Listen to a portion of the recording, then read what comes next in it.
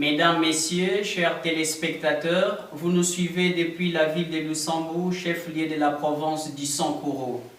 Je suis Junior Tandia, le présentateur de l'émission Y'a que la vérité, accompagné de mon confrère Omoko Kondo Mapierre.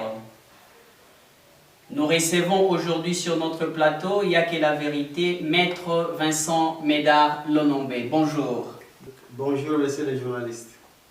Nous sommes heureux de vous recevoir et merci d'avoir accepté notre invitation. Merci beaucoup, messieurs les journalistes, de m'avoir donné l'opportunité pour en fait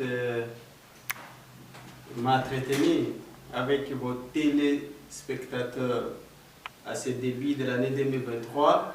On se souvient tous depuis les scrutins qui a eu lieu le 6 mai 2022 ici à Lusambourg. Maître Elodi avait remporté les élections avec une victoire écrasante.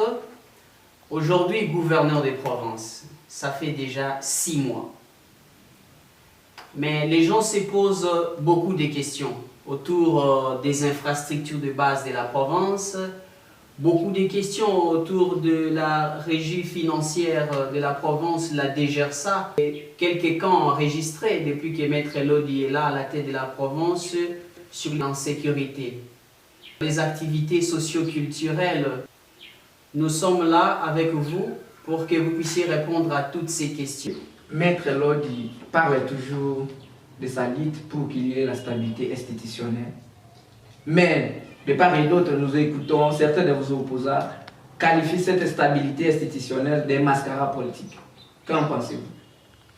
Messieurs les journalistes, je suis heureux que vous ayez orienté mon raisonnement autour du programme même du gouvernement que l'excellence Jules Elodi Emongo, gouverneur de province, avait présenté pour être élu. Du point de vue politique, le cheval de bataille de son excellence Jules Elodi, c'était d'instaurer la stabilité institutionnelle. Laquelle stabilité n'a jamais existé depuis que notre province est devenue province, surtout depuis qu'on a commencé avec les élections de gouverneurs. Parce que dans cette province, même à l'époque du sénateur Berthold Dologo, nous avons eu en fait des conflits ouverts entre soit l'Assemblée provinciale et le gouvernement provincial, soit au sein de l'Assemblée provinciale. Il y avait toujours des conflits ouverts. Mais pas plus tard qu'il y a moins d'une année, vous avez vu, le gouverneur Stéphane Moukouma, malgré toute sa volonté, n'a pas pu travailler dans cette province parce qu'il n'a pas obtenu l'investiture de son gouvernement au niveau de l'Assemblée provinciale. Au fait, nous ne venons pas ici faire les tribunaux de l'histoire. Non, on ne vient pas juger les gens. Mais nous nous servons de ce qui s'était passé pour en fait vivre les présents et bien aménager les futurs. Voilà pourquoi Excellence Jules Elodi a placé ce point parmi les priorités de son action. Il a fallu seulement 2 mots, soit le 6 juillet de la même année, pour que son Excellence Jules Elodi Emongo réussisse à investir ses ministres devant l'Assemblée provinciale à l'unanimité des députés présents, soit de 19 voix sur 19 votants. Chose qu'on ne pouvait pas imaginer il y a peu. Cela ne suffit pas. Quelques 3 mois après l'investiture. Mais une autre occasion de la vérification de cette stabilité institutionnelle a été offerte aux Sankurois et aux Sankuroises. Lorsqu'il fallait faire voter les budgets de l'année 2023. Vous savez, messieurs les journalistes, qu'à l'occasion du vote du budget, plusieurs scénarios sont possibles. Lorsque l'Assemblée provinciale rejette un budget, ça a une répercussion sur l'existence du gouvernement, vous le savez. Par son savoir-faire, par son savoir-parler, avec les responsables de l'Assemblée provinciale, avec les députés provinciaux, le projet du budget a été reçu à l'unanimité, 22 députés sur 22 présents, adopté après étude et aménagement au niveau de disons, des commissions parlementaires. Monsieur le directeur, l'opinion publique parle que cette harmonie de stabilité institutionnelle entre les gouvernements qui dirigent son Excellence Maître Jules Lodi Mungo avec l'organe délibérant qui est l'Assemblée provinciale rafferme des grosses sommes d'argent. Messieurs les journalistes, je n'ai cessé de dire que l'on ne peut avoir un regard à mon cœur, un regard méprisant, mais je peux dire même insultant, à l'égard de nos institutions provinciales qui jusque-là sont en train de se comporter très dignement. Monsieur le journaliste, nos députés provinciaux, mais ce sont des grands responsables. Ces révolutionnaires députés qui ont fait montre de leur ténacité, perspicacité dans le passé et même maintenant. Au fait, aujourd'hui, l'Assemblée provinciale, avec ses députés, était déterminée à offrir aux Sankourois les possibilités ou la possibilité d'une gestion efficiente et efficace avec ce gouvernement provincial, chapeauté par le gouverneur Jules Lodi et Mungo. Voyez-vous? Alors, il faut décourager toute opinion qui pense que l'harmonie retrouvée, les dialogues retrouvés, la collaboration retrouvée entre les deux principales institutions provinciales de la province du Sangourou est assise sur des bases obscènes de corruption. Non. Au fait, c'est une étape importante de prise de conscience qui a été franchie par tous les Sankourois et toutes les Sankouroises qui sont réunis autour de ces deux institutions pour offrir à notre province les possibilités de décollage et de développement. Et j'invite en fait tous les Sankourois où ils se trouvent à emboîter les pas à ces deux institutions pour que cette harmonie nous amène réellement au développement. Monsieur le directeur, parlons de l'administration publique. Aucune société ne peut prétendre au développement sans une administration stable, efficace et efficiente. Son Excellence Maître Jules Lodi a investi déjà son gouvernement, c'est déjà 6 mois. Aucune nomination au sein des membres du cabinet des ministres. Et dans son cabinet, on remarque quelques membres qui sont nommés. Qu'est-ce qui bloque? De cette question, elle divise l'opinion apparemment actuellement à travers les réseaux sociaux et dans certains milieux. Mais la question de l'administration ne pouvait pas, à mon avis, se résumer à des nominations au sein du cabinet du gouverneur ou au sein des cabinets des ministres. Il convient de vous rappeler que parmi les secteurs phares, les secteurs importants de son action gouvernementale, son Excellence, Monsieur le gouverneur Jules Lodi place l'administration parmi les priorités. Vous avez vu, dès que vous êtes au premier pilier, vous avez la politique et vous avez l'administration avant d'arriver à la sécurité. C'était pour en fait consacrer, voyez-vous, l'importance de l'administration dans la bonne gestion, dans le développement d'une société, d'une province ou d'un pays. L'administration voulue par Excellence Jules Lodi est celle dépolitisée, est celle détribalisée est celle où il y a la méritocratie, celle où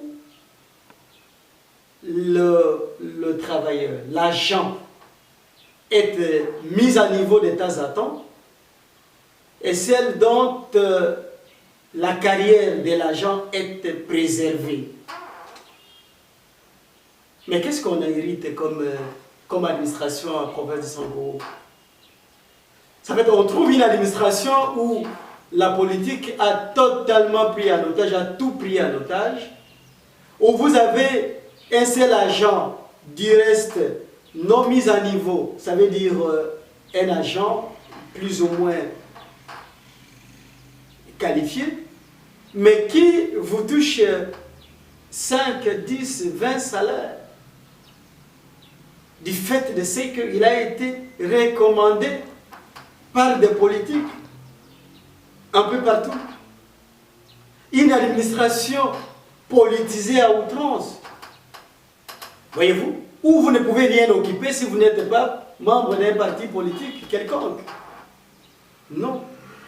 Ce n'est pas de cette administration-là que Excellence et Jules Lodi veut au Sankoro. Voilà pourquoi il prône une administration de qualité, une administration de mérite, une administration au fait des gens qui obéissent non pas à ce qu'il recommande, mais plutôt aux règles établies pour la bonne gestion d'une société, d'un secteur bien déterminé. C'est d'ailleurs pour obéir ou pour rendre concret cette vision qu'aussitôt arrivé, il fait appel à tous les chefs de division qui œuvrent dans la province de Sangoro, à l'ensemble chef de la province, avec qui il a des entretiens, ateliers, pour en fait leur transmettre sa vision de l'administration, sa nouvelle vision de l'administration, ce qui devrait se faire ici, dans la province de Sangoro. Quant à ces chefs de division, de répercuter la nouvelle vision de l'autorité provinciale dans les administrations. Ça a été fait. Dans cette province, vous avez vu, le gouverneur Jules Lodi encourager la remise à niveau, par exemple, des agents de l'environnement, la remise à niveau de la police nationale congolaise, chose qui n'a jamais été faite dans cette province depuis qu'elle a été, la remise à niveau des agents de la régie financière, des promos. Mais vous savez, monsieur le journaliste, et ça il faut que l'opinion provinciale le sache.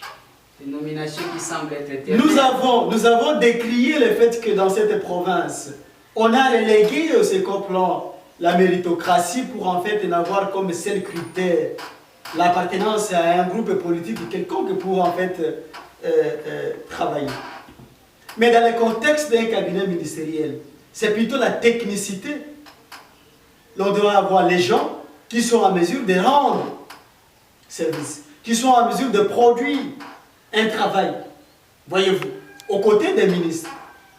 Jusqu'à présent, vous n'avez pas encore trouvé des gens capables de... Je ne dis pas ça, monsieur le journaliste. C'est pas ce que j'ai dit. J'ai dit que les gens sont là. Mais ces gens doivent être, lorsqu'ils sont en fait formalisés par un acte du gouverneur, ils doivent être pris en charge. Et de la plus bonne manière. Son Excellence, Maître Jules Lodi, ne veut pas des nominations fantaisistes, des nominations des gens qui, une fois nommés, n'auront que les papiers arrêtés entre leurs mains, sans substance, sans rémunération, sans salaire, sans prise en charge, comme nous avons connu il y a peu. La province a hérité d'une dette sociale très colossale, dit du fait des nominations fantaisistes de ses prédécesseurs, voulez que dans l'administration provinciale de Sankourou, on trouve dans un seul arrêté 300 personnes nommées. Et malheureusement pour ces gens-là, ils n'ont jamais été rémunérés. S'ils ont eu un fisc apturien de la province, c'est peut-être un savon. On a appelé 5 000 francs qu'on donne aux gens après chaque 3 mois pour aller laver les habits. Après chaque 3 mois, non. Le gouverneur Jules Lodi ne peut pas agir de la sorte. Voilà pourquoi il a été question de vérifier, de se rassurer de ce qu'en nommant ces gens-là, ils seront suffisamment et correctement pris en charge. Le budget a été voté. Et dans ce budget-là, messieurs les journalistes, vous trouverez des rubriques entières qui sont consacrées à la prise en charge du personnel. Non seulement du cabinet du gouverneur, mais également des cabinets des membres du gouvernement. Et je suis en train d'appeler à une certaine patience. Et les fruits de la patience ont été toujours délicieux.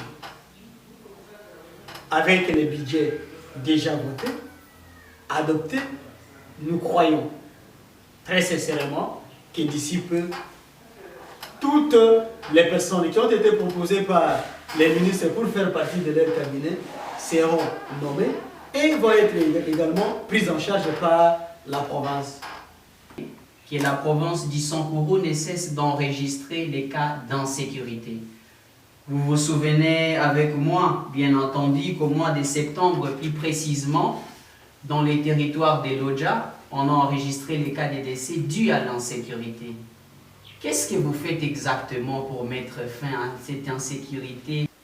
En fait, la province du Sankourou, même si elle est jeune, elle a eu la mauvaise réputation presque sur tous les plans, notamment sur le plan de la sécurité.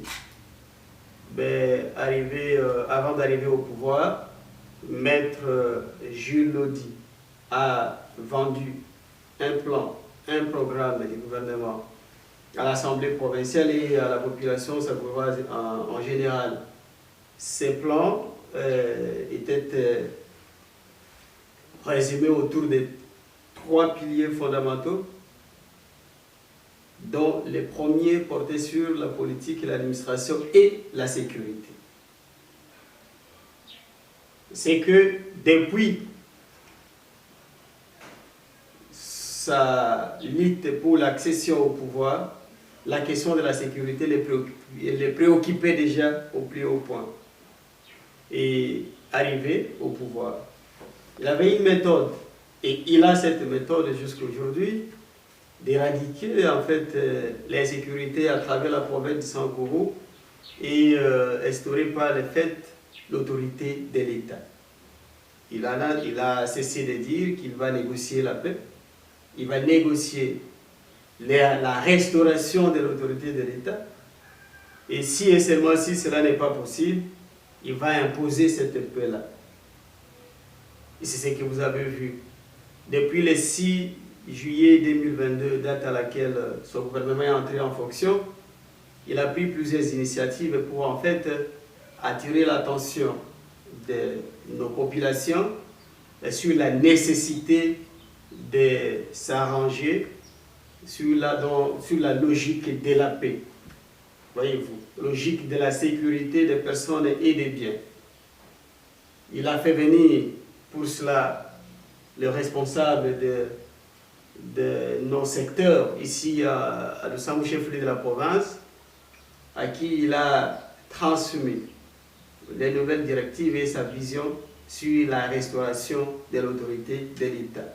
Quant à cela, de répercuter les nouvelles instructions chez les administrés, et notamment chez les autorités coutumières et traditionnelles, qui devraient jouer un rôle très important dans la phase de la conscientisation, dans la phase de la négociation, comme il vous l'avez bien le dire, de nos populations au changement des mentalités.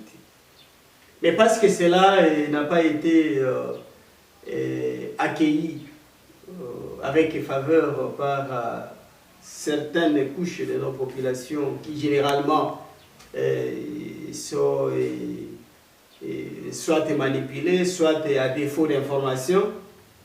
Vous avez vu qu'il y a eu des cas signalés d'insécurité, incendie de maisons, des crimes odieux et crapulés, assassinats et extorsion et consorts.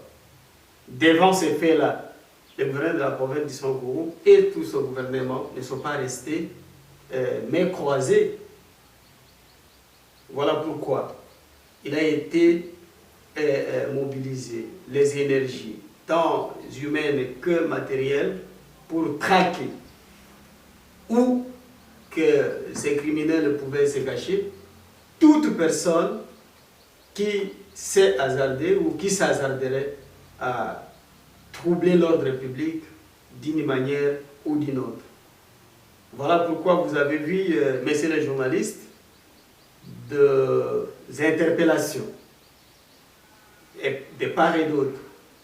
Et les personnes interpellées ont été acheminées au chef-lieu de la province où ils ont été pris en charge par les autorités judiciaires. Mais cette méthodologie d'imposer la paix est beaucoup critiquée. Parlons ce que vous venez de souligner tout à l'heure, disant que vous les avez acheminés ici au chef-lieu de la province.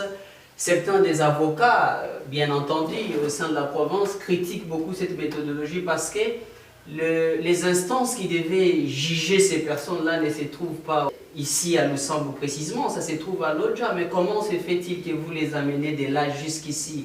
Cette méthodologie est beaucoup critiquée, monsieur le directeur.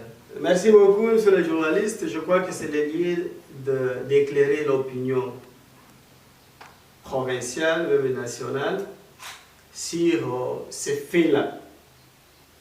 Au fait, ceux qui critiquent ou ceux qui disent que les gens que l'on arrête ou que l'on interpelle par-ci par-là ne devaient pas être acheminés au chef-lieu de province, eh bien, ils n'ont pas raison. Ils n'ont pas raison pourquoi? Parce que le fait pour le gouvernement provincial de prendre l'initiative de ramener ces présumés criminels au chef-lieu de province ne se justifie pas par un sentiment ou par une émotion négative quelconque. En effet, les juridictions, je parle des juridictions, qui devraient en principe prendre en charge ces délinquants-là, ont leur siège ordinaire au chef-lieu de la province du Sangourou, spécialement à Lusambo.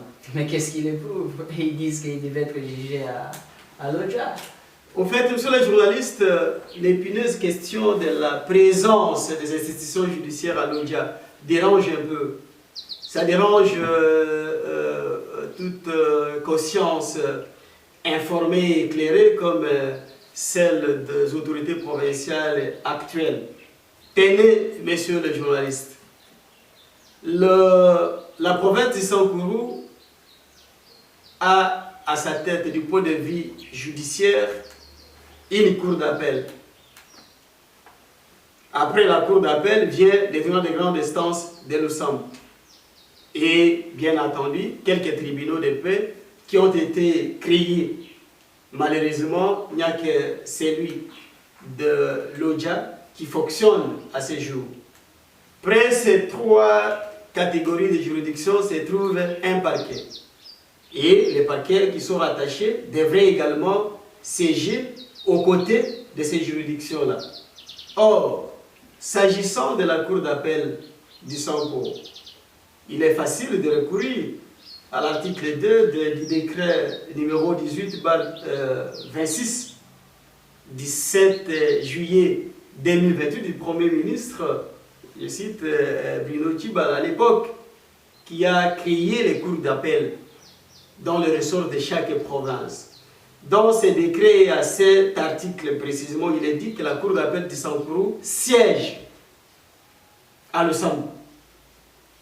Au fait, cette cour d'appel devrait se retrouver ici au chef-lieu de la province, à Lusambo, tel qu'est édicté par ce décret qui n'a jamais été abrogé à ce jour. Voyez-vous? Et la présence de cette cour d'appel à Lodja ne peut pas se justifier légalement à ce jour. Sauf si il y a d'autres raisons que nous ne connaissons pas, lesquelles ne peuvent pas avoir les dessus sur ce qui est prévu par la loi. Il est de même des tenants de grande instance de Lusambo qui existent depuis longtemps, à l'époque où la province de Sankourou était encore un district de la province du Kasaï oriental. Ces tribunaux de grande instance avaient pour siège, pour siège ordinaire jusqu'à ce jour, la ville de Lusambo qui est devenue heureusement aujourd'hui le chef-lieu de la province de Sankourou. Ce qui veut dire, monsieur le journaliste, que... Qu'est-ce que vous faites pour que ces cours puissent être ici? Parce que jusqu'à la preuve du contraire, aucune action évidente a été mise en place pour montrer votre volonté de faire venir ces cours ici à Lusambo. C'est peut-être par manque d'information, monsieur le journaliste, et les Sankourois devraient savoir que depuis l'arrivée de son Excellence Jules Lodi à la tête de la province du Sankourou, il n'a cessé d'offrir les opportunités, les occasions aux animateurs de nos institutions judiciaires de regagner le chef-lieu de la province qui se trouve le siège ordinaire de leur juridiction. Ils sont à l'audience, c'est qu'ils sont en audience foraine. Ils sont en itinérance, ce qui constitue pour les juristes qui ont suivi un bon parcours une dérogation au principe de la permanence de la justice. Ce qui veut dire que la justice devrait être administrée à partir d'un point bien déterminé fixé par les lois de la République. Pour les cas de la province de Sankourou, la cour d'appel, comme les tribunaux de grande instance, devrait statuer, devrait avoir comme siège ordinaire la ville de Lusambo. Et c'est là où se trouve le siège ordinaire. Si ces juridictions sont à Lodja, ou pouvaient se trouver à n'importe quelle autre partie de la province de Sankourou, c'est pour des raisons d'itinérance. Et après l'itinérance, elle devrait retourner, voyez-vous, au chef, à leur siège ordinaire. Ils ne le font pas, ces animateurs, les efforts sont en train d'être fournis par l'autorité provinciale pour que finalement ces institutions judiciaires regagnent leur siège. Parce que leur présence à Lodja ou ailleurs, en dehors de règles élémentaires de l'itinérance et de la permanence de la justice, frise à quelque sorte la violation de la loi et de la Constitution. Vous m'avez présenté ici comme juriste avocat. Je me suis posé, moi, la question de savoir quelle est la légalité de décisions qui sont rendues par des instances judiciaires qui sont en train de siéger en violation de la loi. C'est une question. Le débat, il est ouvert.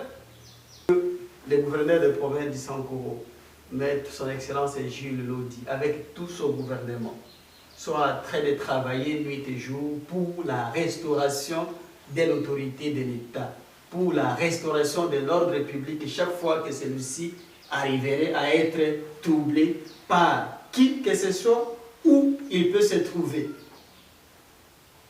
Vous pouvez convenir avec nous que les Sankourou que nous avons aujourd'hui, ce n'est plus les Sankourou de l'époque où un criminel pouvait commettre une infraction, assassiner quelqu'un en pleine journée et se pavaner dans les rues, passer même dans les chaînes de radio locales pour se vanter. Actuellement, si vous commettez une infraction au Sankourou, qui que vous soyez, rassurez-vous que vous serez interpellé et présenté devant l'autorité judiciaire pour être jugé. Les infrastructures dans la province du Sankourou, quand on regarde sur l'étendue de la province, les infrastructures sont dans un état de vétusté très avancé. Et on se souvient, il n'y a pas longtemps, Maître Lodi et son gouvernement avaient lancé les cantonnages manuels. Au niveau de Lodja, il y a les érosions qui battent son record. Et on se pose beaucoup de questions. sur l'exécution de ces travaux. Et il y a le doute qui règne sur l'entreprise qui exécuterait les travaux des érosions de l'Odja. Qu'est-ce que vous faites exactement parce que la population sankouroise jusque-là n'a pas encore palpé les fruits dits aux travaux des infrastructures de base? Merci beaucoup, monsieur le journaliste. J'étais en train de dire tantôt que parmi les piliers du programme du gouvernement de son Excellence Gilodi figurent à bonne place les infrastructures de base. Ces infrastructures sont en fait des routes, d'ordre routier, d'ordre scolaire, sanitaire et j'en passe. Voyez-vous. Alors, vous dites qu'à son arrivée au pouvoir, il a lancé le cartonnage manuel. Où en sommes-nous? Vous dites également qu'il y a les érosions à l'Odja et que l'entreprise qui exécuterait les travaux ne serait pas efficace. À en croire une certaine opinion. C'est l'occasion également de rappeler, monsieur le journaliste, et rappeler à vos téléspectateurs que dans la gestion des travaux publics, il faut faire la part des choses entre les marchés qui relèvent de la compétence exclusive de la province, de ceux qui relèvent de la compétence du gouvernement central. J'entends beaucoup de gens dire non, voilà, la route Lodja Benadibele est dans un état trop critique et que le gouverneur a croisé les doigts, il ne fait rien. Mais il faut rappeler d'abord à l'opinion que cette route-là, c'est une route nationale. La route nationale numéro 1. Et qui passe par le Kibou jusqu'à arriver à la Chouapa. En passant par Lodja et puis Lomela. Mais une route nationale relève de la compétence et du pouvoir central, du ministère national de l'aménagement des territoires ou des infrastructures, selon les cas. C'est dans ces cadres que vous avez vu le gouvernement central signer des accords. On a hérité un dossier sur la table où nous avons appris que la même société qui était aujourd'hui chargée des érosions de l'Odja avait gagné les marchés à 100 ans pour réhabiliter la route Lodja-Benadibele. C'est le lieu de préciser, monsieur le journaliste, et que le gouverneur Gilodi a effectivement prévu dans son programme de gouvernement l'aménagement des routes, nos routes, les routes à caractère provincial, les routes à dessert agricole, en utilisant la méthode de cartonnage manuel.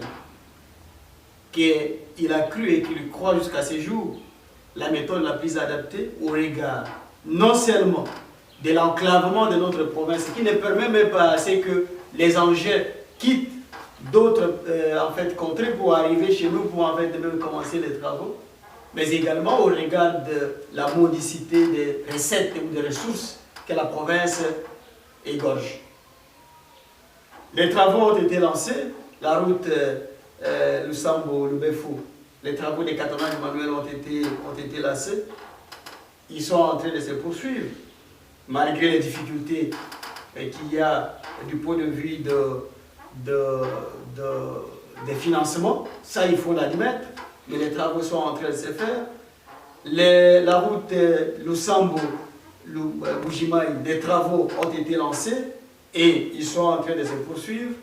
Il est de même de la route Lusambo et Benadibele passant par l'aéroport de Lukelo qui en fait est en train d'être réhabilité à ce jour en recourant effectivement au cartonnage manuel. Mais alors l'ampleur de ces travaux devrait en réalité s'observer cette année. Et vous allez me demander pourquoi. Parce que lorsque le gouverneur Gilodi arrive au pouvoir au deuxième semestre de l'année 2022, il trouve une province sans budget, il ne trouve aucun fonds d'investissement disponibilisé pour va être une réalité dans les jours qui vont venir. Nous ne pouvons pas, monsieur le journaliste, annoncer par exemple les choses que le chef n'a pas encore lancées lui-même. Mais vous allez vous rendre compte d'ici là que les travaux des routes vont s'amplifier. S'agissant des érosions, des lodges et de partout ailleurs, au fait, la problématique de la lutte pour la sauvegarde de l'environnement dans notre province est réelle. Les érosions ne sont pas qu'à Lodja. Les érosions sont partout, à travers nos 6 territoires. Au fait, ces érosions sont un fait qui ne concerne pas nécessairement et exclusivement la province du Sankoro. Voilà pourquoi, par exemple, pour les cas d'érosion de Lodja, les gouvernements centraux, conscients du danger, conscients de l'ampleur de la situation, a disponibilisé les fonds, a lancé des appels d'offres à des sociétés qui devraient s'occuper de ces travaux-là. Avant nous, une société a gagné ces marchés. Et les fonds ont été mis à sa disposition pour lancer des travaux et pour faire ces travaux-là. Mais alors vous me dites que les travaux ne se font pas et qu'on semble tourner en rond autour de ces dossiers. Non, monsieur le journaliste. Les informations que la province détient font étendre, c'est que la société qui a effectivement gagné ces marchés est en train de se déployer pour que ces travaux soient faits, pour que cette érosion, la célèbre érosion de Jacob soit effectivement couverte. Nous avons vu, comme vous, à travers les réseaux sociaux et d'autres médias, l'arrivée par exemple de matériaux à Benadibele qui sont destinés aux travaux de cette érosion-là. Le gouverneur de province, dans le contexte d'un marché conclu par le gouvernement central, joue le rôle de superviseur. Et dans sa supervision, il lui revient certainement aux sociétés, aux entreprises qui gagnent les marchés, de lui faire les rapports de temps à temps. Les rapports sont en train d'être faits et que les travaux vont avoir une vitesse de croisière. D'ici là, chose que tous les Sankouroises et toutes les Sankouroises et tous les Sankourois attendent. Voyez-vous? Alors, c'est hasardeux de pouvoir croire que le gouvernement provincial du Sankourou ne fait pas assez pour en fait lutter contre les érosions. Nous voyons de faits sur terrain, mais pourquoi pas au Sankoro? Est-ce que le gouverneur fait vraiment des suivis importants pour que ces réalisations soient effectives? Parce que c'est ce que nous avons besoin. Vous avez attendu une critique ici sur les réseaux sociaux, selon lesquels le gouverneur est à tout temps dans les environs, tout à partie. Pourquoi il part? Il part pour faire des suivis, pour faire des plaidoyers, pour que tous les marchés, par exemple, qui ont été accordés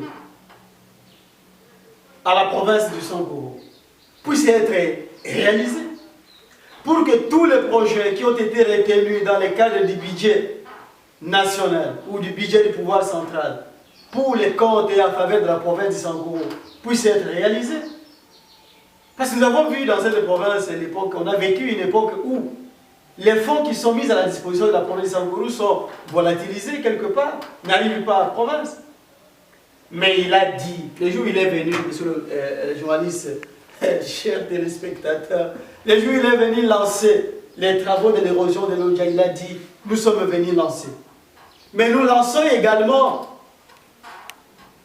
un avertissement aux gens qui ont obtenu, à l'entreprise qui a obtenu ces marchés, que si les travaux ne se font pas, leur place, ce serait d'aller répondre devant un juge. Il n'y aura pas de marché accordé pendant l'époque du gouverneur Lodi au Sankoro qui ne vont pas se réaliser. Parce que s'ils ne se réalisent pas, en tant que superviseur, c'est ce que la population sankouroise attend. Il fera effectivement les rapports acquis des droits et les cours et tribunaux vont certainement s'en saisir des dossiers. Titre de conclusion de cette émission. Je suis en train de faire appel à la conscience de toutes les Sankouroises et de tous les Sankourois vivant au Sankuru ou ailleurs, à ce début de l'année 2023, de cultiver l'amour, de haïr la haine, oui, de bannir la division, d'encourager les efforts qui sont en train d'être faits par le gouvernement provincial du Sankuru. Et c'est pour le bonheur de tout le monde. Cette année a été déclarée une année où il y aura des élections dans notre pays. Son Excellence et Monsieur le Président de la République, Félix Antoine Tshisekedi Tshilombo, l'a dit. Le gouverneur des provinces du Sankuru, Excellence Elodie et Mongo Jules, le répète aussi. Nous profitons de cette occasion pour rappeler tous les Sankurois, toutes les Sankuroises, à aller s'enrôler massivement pour permettre à ce que, aux élections futures, que les Sankourous donnent de la plus bonne manière et ses commandats à son Excellence et Monsieur le Président de la République. Oui, et parce que il incarne une vision pour la RDC, mais également pour la province du Sankuru. J'ai dit que les uns et les autres devraient encourager les efforts du gouvernement central. La critique, elle nourrit la démocratie, mais elle doit se départir de la calomnie, de la diffamation et des injures, parce que celles-ci constituent des infractions. À nos jeunes qui sont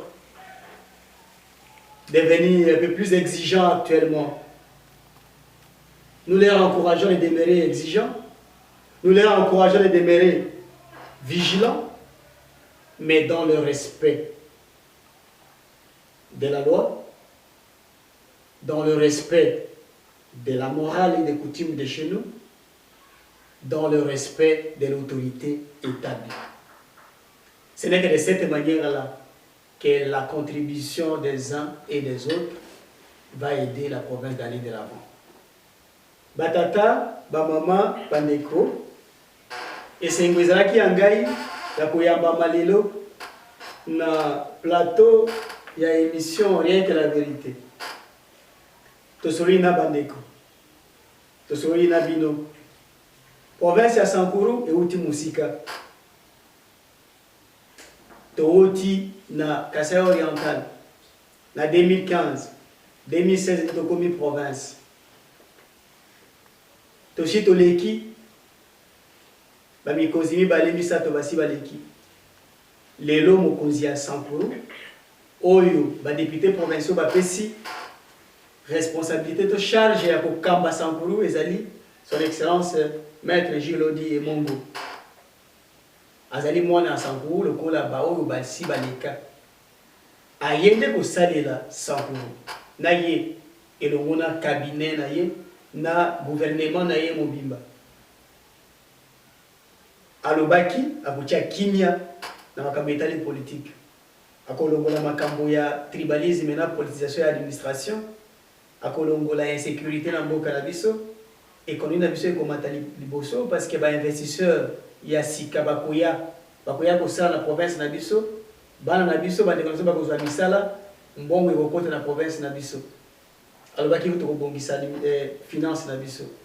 Alobaki tokosala banzela na maboko cartonnage Emmanuel yango aza kobenga bino nyonso boya elongo autour ya ye autour ya baide na ye autour ya vision na ye et pour que ba makambo wana nyonso ya prometaki aza a promettre bino ekokisama yango nda bandi kosala tozala monde politique ya solo mais sengeli tozala na bolingo entre biso mais aussi tozosala politique koboma moninga te likolo ya politique kotumba ndako ya moninga te likolo ya politique kofinga moninga te kokosela ye makambo te likolo ya politique oko kocritiquer siko monike makambo ezotambola malamu te moyi kosala yango sa kofinga sa ko calomnier sans koboma, sans kobeta moto, sans kobeta moninga.